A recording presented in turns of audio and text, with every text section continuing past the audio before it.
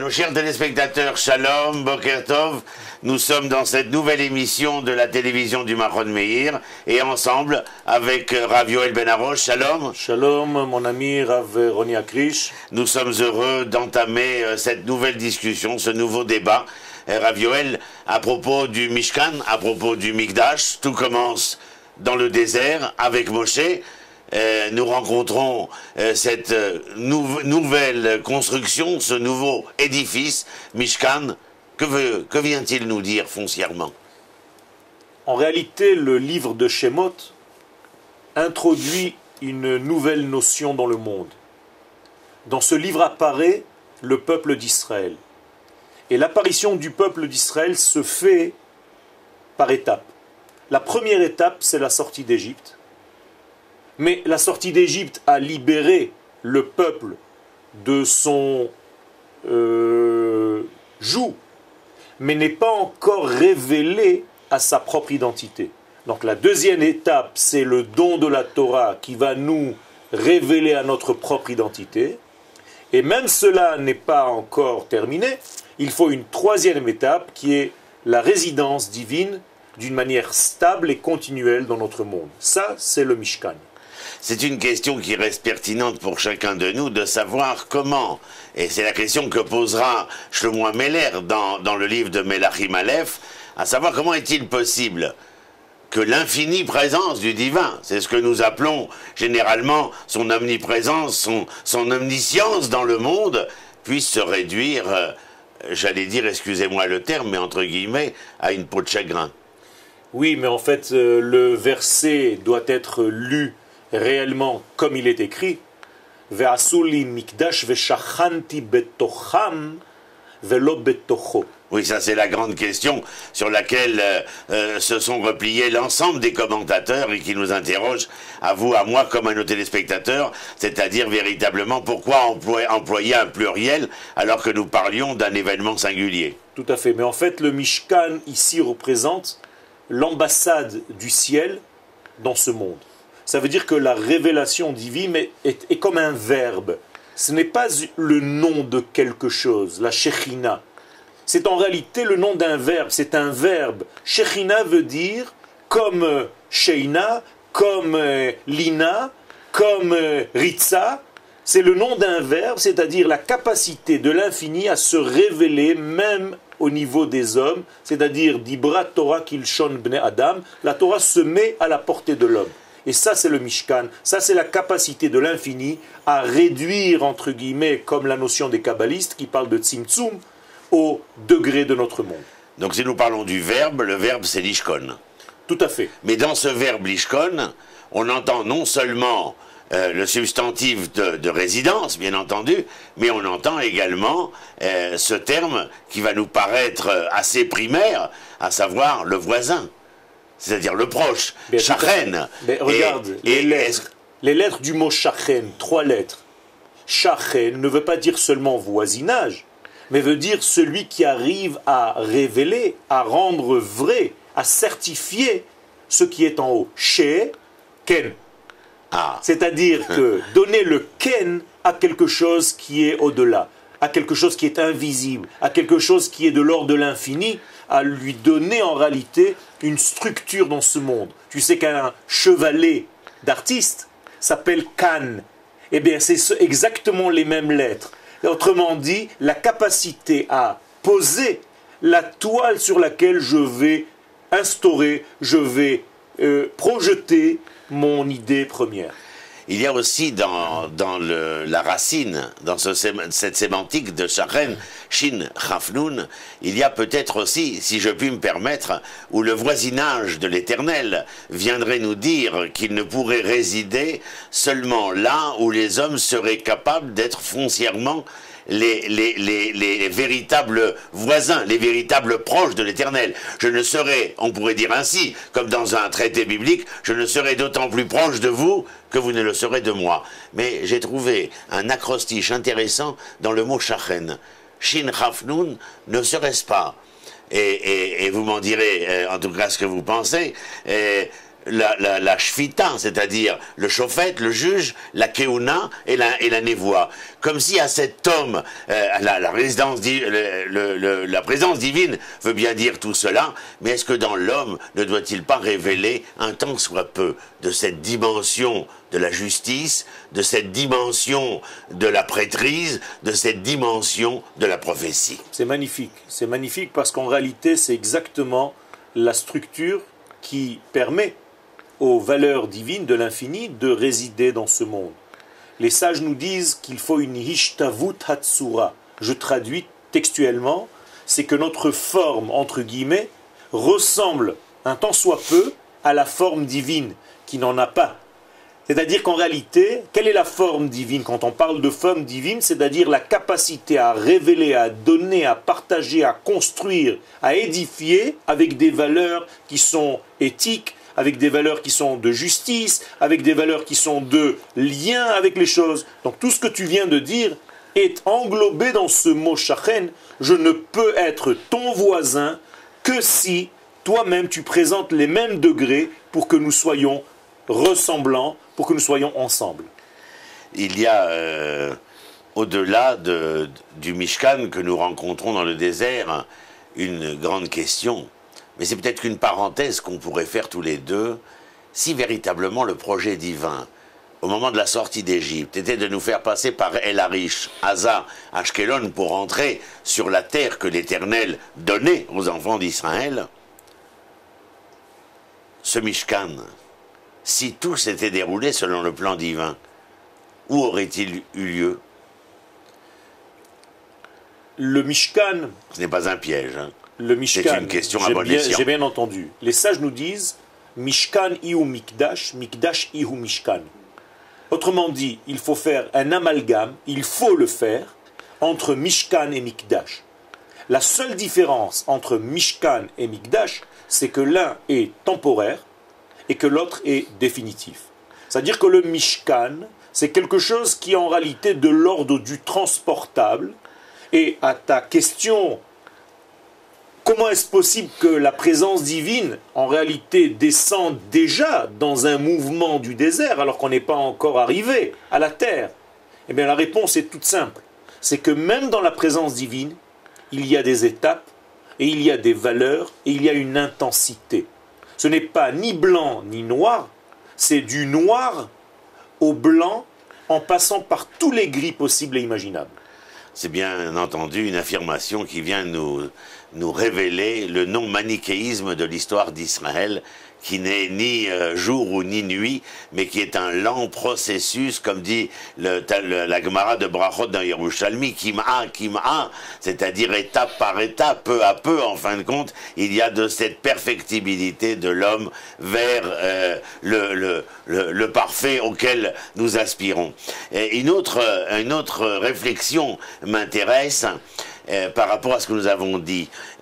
Lorsqu'on prend sujet qui nous intéresse à nous dans nos études hors caméra, à savoir que dans l'aristotélisme, par exemple, eh bien, la notion de Elohim, puisque c'est elle qui est entreprise, révèle que l'Éternel ne se révèle pas, que l'Éternel n'est pas dans cette omniprésence du monde créé. Il y a comme une sorte, pour essayer de faire simple, de la part de Elohim, la volonté de se retirer après avoir créé. Et donc, dans la philosophie aristotélicienne, eh bien, Dieu a créé, il y a bien sûr une origine première, mais il n'est plus véritablement présent. Et là me vient cette réflexion, en tout cas qui m'intéresse, lorsque je veux expliquer, essayer de comprendre pour moi-même, Mishochen Bamishkan, c'est-à-dire qui réside dans ce Mishkan, et bien entendu, lorsque ce sera à Jérusalem, quelle est cette Shrina? La question que je me pose et que je te pose, c'est Elohim, c'est Yudke Vavke, qui est là? Quelle est cette Shrina? Y a-t-il une différence à expliquer à nos téléspectateurs entre le Elohim Bereshit Bara Elohim et Hashamim et Haaretz et ce Yudke Vavke, le nom de l'Adnout que nous utilisons pour les brachot, pour les prières, pour qui est présent? parmi nous qui, dans ce tzimtzum, dans cette réduction, veut se faire valoir.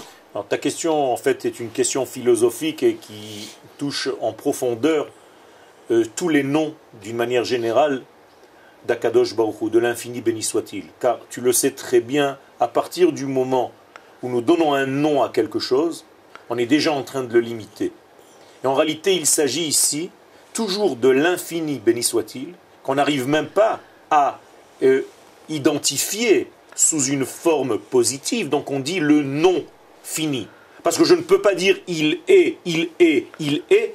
Je ne peux dire il n'est pas. Parce que je n'ai pas cette conscience. Mais au moment du dévoilement, ce même infini, c'est comme si c'était une lumière qui passait par un prisme et qui décompose la lumière en différentes couleurs. Et donc les noms qui vont apparaître du même infini dans notre monde ne sont pas une transformation de l'être suprême, Chas v'Shalom, mais c'est une émanation, mais c'est par rapport au receveur et non jamais par rapport au donneur. Je vais te donner un exemple que les sages nous donnent. Imagine-toi que tu sois dans une chambre. La chambre est éclairée par la lumière naturelle du soleil. Tu décides de peindre les vitres de ta fenêtre, les carreaux de ta fenêtre en vert.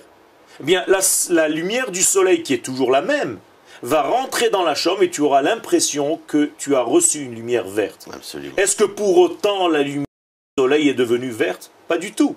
Mais en réalité, c'est le prisme, c'est le filtre par lequel cette lumière arrive qui va t'apparaître, qui va venir vers toi sous cette couleur-là. Donc, moralité, lorsque le nom de Hachem descend dans ce monde, selon le degré du receveur, du capteur, eh bien, cette lumière va apparaître sous un autre nom. J'ai pensé aussi que lorsque l'on voulait nous expliquer à nous-mêmes et à travers nous-mêmes à ceux qui nous écoutent, cette relation à l'intérieur du Mishkan, puisqu'en fin de compte, le Mishkan s'appelle aussi Ohel Moed, c'est-à-dire la tente d'assignation, comme nous l'appelons en français, mais où Moed n'est pas en vérité, l'assignation n'est pas la véritable traduction de Moed. Moed, c'est plutôt la rencontre. C'est-à-dire l'attente où l'homme n'est pas assigné, mais où il est proposé à l'homme une rencontre possible et tangible. En tout cas, lorsque nous parlons de cet homme, je réfléchis et je me dis qu'il y a aussi dans l'homme par rapport à la phrase que tu as rappelée tellement célèbre et tellement commentée, Veshachanti betoram, Veasuli Mikdash, Veshachanti betoram, où j'ai dit ce fameux pluriel par rapport à l'énoncé singulier, et en vérité que nos commentateurs diront cette réflexion tellement connue qu'en chacun de nous il y a de ce Mikdash. Alors, je veux faire ce parallèle. En fin de compte, l'homme n'est que poussière dans son origine, et l'âme est d'abord et avant tout divine, et pourtant voici peut-être une manière de répondre à l'interrogation de Shlomo Améler dans Melachim lorsqu'il dit à Omnam, Ishev Elohim à la Haaretz. Bien, regarde l'homme, cette Neshama est quand même présente dans ce corps qui, à un moment donné, est venu de l'infiniment petit et unicellulaire presque, et pour au jour de sa mort, après 120 ans, se désagréger pour ne pratiquement plus exister, alors que durant son vécu, son existence, il est porteur de quelque chose d'infini. Ce parallèle te parle? Bien sûr, mais en réalité, tu fais attention de ce que tu es en train de développer. Nous avons commencé par un Mishkan qui est un édifice construit par l'homme, et là tu es passé d'une manière induite, j'allais dire, à un Mishkan qui est l'homme lui-même. Eh bien, à ce degré-là, il faut rajouter un troisième degré. C'est le degré où le Mishkan, où la Shrina devient aussi une notion qui s'habille dans le temps. Pourquoi? Parce qu'en réalité, ces trois degrés qui sont la matrice même de toute la création, je veux parler du temps, de l'espace et de l'homme, eh bien ce sont dans ces trois degrés-là ni dans l'un seulement, ni dans les deux, mais dans les trois, que cette présence divine doit se manifester absolument. Ça veut dire qu'il y a dans ce monde une notion de temps, un jour, qui est le plus fidèle à ces valeurs divines et qui peut donc devenir le porteur de ces valeurs divines, c'est le Shabbat. Il y a dans ce monde un lieu qui est le plus fidèle à ces valeurs divines, qui lui ressemble le plus, et c'est la terre d'Israël, sur laquelle il y aura cet édifice qui s'appelle le Mishkan, à l'endroit le plus culminant de ce monde, et il y a ce troisième degré qui est l'homme, qui lorsqu'il ressemble à son créateur, tel que je l'ai dit tout à l'heure, c'est-à-dire qui arrive à monter, à se faire changer sa propre forme pour être le plus fidèle aux valeurs d'en haut, eh bien, il porte en lui ce que le prophète va dire, Heichal Hashem Hema. Eux-mêmes, les hommes, deviennent porteurs de ce message divin sur terre. Donc nous avons le temps, l'espace et l'homme, ce fameux triangle qui va être le porteur de cette valeur divine qui, comme par hasard, est au féminin. Fais attention, la Shekhinah. C'est-à-dire que cette valeur divine, c'est comme si Akadosh Baruch Hu utilisait un mode féminin pour se révéler au monde, car la femme, quand tu le sais, est celle qui est capable de prendre un potentiel et à le développer, et à le magnifier, et à le manifester. Absolument. Je crois qu'en régie, on va nous dire certainement combien de temps il nous reste pour le plateau. Et je crois qu'il ne nous reste plus beaucoup de temps. Je crois qu'on pourra parler une prochaine fois de ce que je voulais réagir, en fin de compte, à ce que tu viens de dire. Ou en fin de compte, je me rends compte que le Shabbat et la terre d'Israël sont des innés de la création. Ce sont des données innées de la création. Et l'homme est une donnée qui est, inné à la création, mais pas totalement, parce qu'en fin de compte, cet homme, lorsque nous parlions de perfectibilité tout à l'heure, cet homme sera en perpétuelle acquisition de lui-même, c'est-à-dire en perpétuelle aspiration et acquisition de révéler l'infini dans l'être fini qu'il est, et lorsque l'on demande par quel moyen? Eh bien, par sa capacité à être et à devenir, si tu veux rajouter un mot pour finir. Je veux dire tout simplement, et pour vraiment clôturer, que lorsque la chose ne se passe pas, c'est-à-dire quand l'homme n'arrive pas à prendre conscience qu'il est le révélateur de ses valeurs, eh bien, nous sommes entourés de toutes ces catastrophes, de toutes ces violences qui nous entourent aujourd'hui et dont le monde ne connaissait pas l'existence dans son sens le plus réel et le plus catastrophique. Aujourd'hui, nous avons un monde, en tout cas une certaine catégorie d'hommes dans ce monde qui se disent hommes et qui en réalité réagissent avec une totale différence, contraire à ces valeurs divines, sous prétexte qu'ils sont porteurs de ce message divin. C'est une question qui doit rester ouverte et il faut faire attention à tous ces degrés-là. Merci Rav Yoel Ben Harosh. Merci mon ami, monsieur Roni Akrish. Et à très bientôt à nos chers téléspectateurs, en tout cas sur la chaîne de la télévision du Mahon Meir. Les Itaot Shalom depuis Jérusalem.